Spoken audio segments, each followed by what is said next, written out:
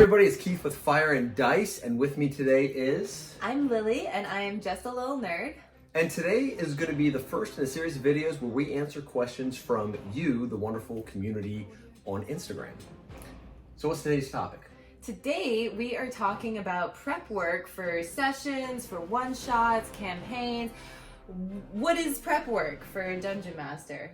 All right, and this comes from specific questions we received. And one of the questions was, how much time and effort do you put into a session or a one-shot? So I'll let you go ahead and start off, because hers could be quick.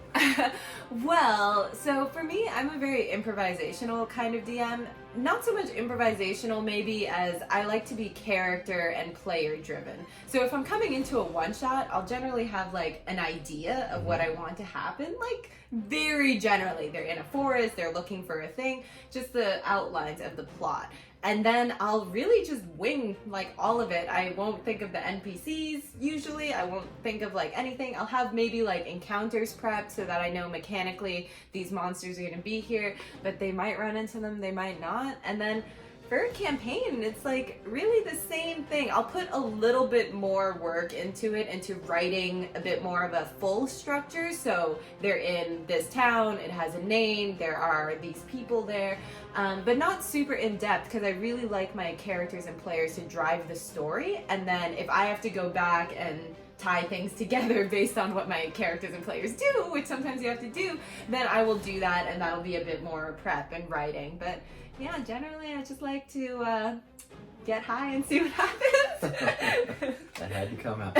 So for one-shots for me, I mean, it's really is, one-shots for me are the hardest thing to write because, Really? yes, because you're trying to fit a story in to a certain amount of time. And for me, that's hard because it could get railroaded in so many different directions. So that I really try and have structured as much as possible. Of course, you want it player driven, but with a one-shot, it's hard to do because there is a single point to that story.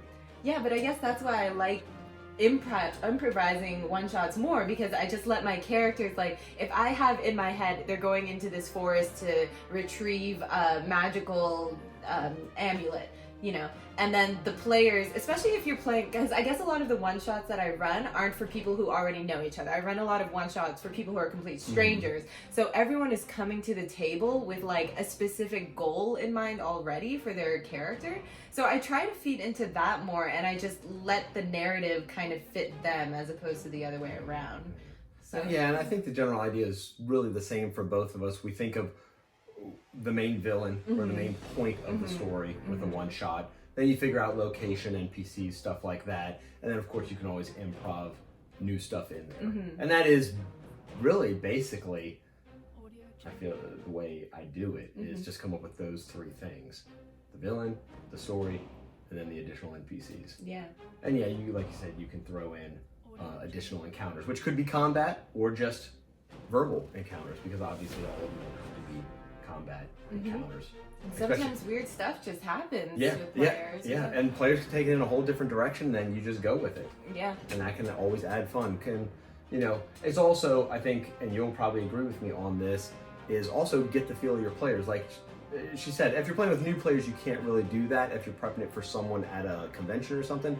But if it's your friends, find out what they want. Do they want a lot of combat? Do they want it to be more role play? And then just kind of go from there. Well, I think that session 0 and that conversation with players, you know, as much as anything, is part of a game master's prep. Is you have to prepare yourself by knowing the people that you're going to be playing with, because as a DM, you are there for their entertainment. Right. And with the session 0, you're referring to a campaign. Even for one shot, sometimes if it's going to be like a streamed one shot or one that I'm more like professional in or whatever. And need actually before you. Yeah, exactly. Right, Even if it's not like a big meeting, just like a little chatty chat about like what do you want, what do you not want, what should we focus on, that kind of thing. It can all be a part of it. And then campaign prep for me is very different. And that's a whole different animal, because for a campaign, it depends on how long you're looking to play. I have a campaign going that's, 21 months into it. They're only level 9 right now, and they probably have another solid 2 to 3 years that we could possibly play this. So the prep work for that has been a lot.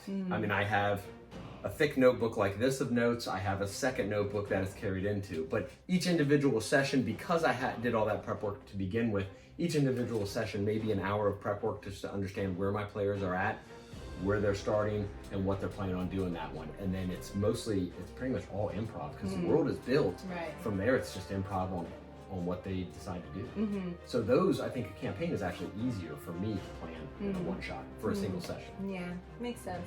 So what was that other question? Okay, so the second question that someone asked was, how do you write a side quest?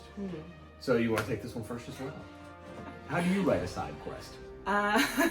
So I guess this would be for a campaign. Yeah, so like, for example, in my stream, Roll for Damage, they're on a campaign, right? But sometimes other things crop up. You have to kill some monsters in the thing. You gotta rid the world of corruption. I don't write side quests. I just, if something comes up that they become very interested in, like, I obviously don't intend for them to become fascinated with this one aspect of the story, but sometimes players will just latch on to something, and then I want to explore that. I want to facilitate that exploration, so I'll just say, I'll just make it up. I don't know how to explain how I do it, but if they suddenly become very interested in a document that a certain person has written, I'll start tracing it backwards and seeing, okay, who is this person? Where did they find this document? What does the document contain? And depending on those variables, I can then craft together, oh, you received this document from the Grand Chancellor, and he was searching for a specific item that was in your party a few weeks ago, but you had left it behind. And I'll just sort of throw everything together until it sounds like a plausible quest.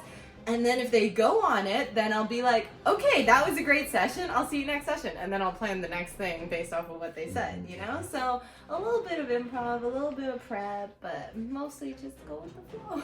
Yeah, and I'm pretty much the same way as far as both. So with the campaign, like I said, I write a ton of notes and build the world with it. So there are certain NPCs in the world in certain areas, pretty much in every city, that will have jobs for the adventurers, depending on if they even approach them or talk to them. So there's already stuff built all over.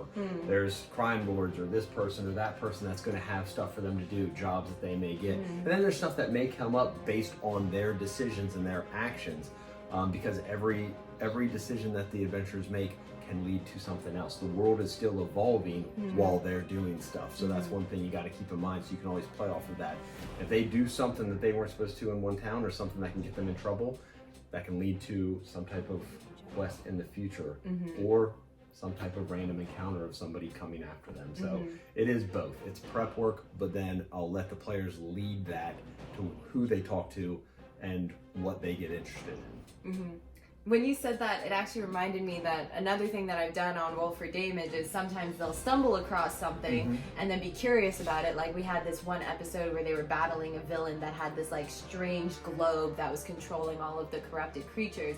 And after the session, my players were like, we're kind of curious about that. Where did it come from? Where did he come from? So I actually spun that off into a one-shot that I brought completely different players onto the stream and did it as like a guest episode to like fill in the blanks of that lore and knowledge. So that was fun too. So it's really just about imagining what would be the most entertaining for your players and giving them the means to go on that adventure. Right, and that again goes back to session zeros and just knowing your players and what they're looking for in the game. If they want more role play or more combat encounters and stuff, and you can just play around with that. Yeah. But also players will, like she was saying about, you'll have something in the story that they'll get interested to. Players will latch onto stuff in the game that you didn't even expect to be big. Oh, always. And then you can just blow that up from there, and you can write around that and improv around that, because they will all of a sudden get focused on something that you thought was going to be something minimal or didn't even think about, and then they'll follow through with it. Yeah, so overall, I think that some of the best advice that I can give anyone who's looking to run a one-shot or a campaign is have milestones, have moments that you would like to have, envision them in your mind, like picture a general structure, but don't get too bogged down in the details, unless of course you want to. A lot of people enjoy writing a lot and spending all their time writing. But you don't have to get too worried about them. I think that one of the things that trips up a lot of DMs is they're like, oh my god, but I had this lore point written down and my players didn't hit it, and then suddenly they're thrown off course when their players didn't hit it, and then the DM is suddenly stuck in this awkward position of like, oh, but did you guys notice that book that was on the table back there? And that is railroading your players, and I think that's not always enjoyable for people. So have structure, but be flexible. Yeah, so off of that, my main keys, and I talked about it earlier, is whenever you're writing any type of adventure, one shot or a campaign, is always have the villain, always have an idea on what their purpose is, and this can go into another video on creating NPCs, but mainly just have that villain, have that idea on what they're planning on doing, and that will kind of, the adventure will build from there.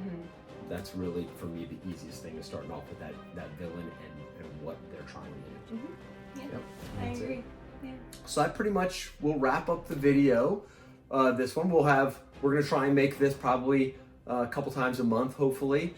So thanks for joining us. If you liked the video, go ahead and click that like button. Don't forget to subscribe if you haven't done so already. And do you have anything else to say? Follow me on Instagram and Twitter. I'm just a little nerd. Yep, and it'll be right here on there. And I am fire.and.dice on Instagram as well. So thanks for joining us, and we'll see you around next time.